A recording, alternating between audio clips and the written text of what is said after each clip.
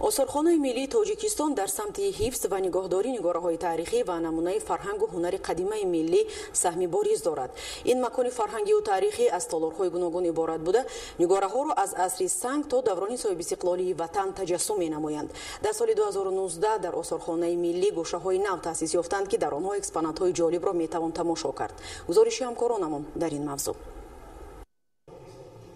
این نگاره قیمت‌بها عمودی سنگی سلطنت نام دارد که تحفه اساسگذاری صلح و وحدت ملی پیشوای ملت پرزیدنت جمهوری تاجیکستان محترم امومالی رحمان با آثارخانه ملی میباشد. با اطلاع کارمندان آثارخانه تاریخ این سنگ نادر به هزاره دوی تا میلاد میرسد. آن از جانب ساکنان ناحیه فرخار به پیشوای ملت تحفه شده بعدا در شعبه تاریخ باستان و اثرهای میانه آثارخانه ملی جا گرفته است. تاریخ شناسان دایر به عمودی سنگی سلطنت عقیده‌های گوناگون دارند. در هر صورت یادگاری نادر و قدیمی است و همین سال به معرض تماشا گذاشته شد.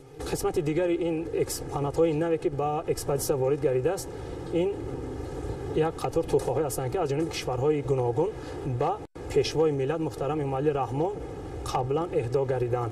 از جمله از جانب جمهوری اسلوونیا، جمهوری قرقیزستان، جمهوری اسلامی پاکستان و دولت اسرائیل هستند که این تحفه‌ها امروز در تالار تحفه‌های پرزیدنت جمهوری تاجیکستان محترم امومالی رحمان که در آثارخانه ملی تاجیکستان قرار دارد با بهر تماشا با تماشابینان پیشکش گردیده است.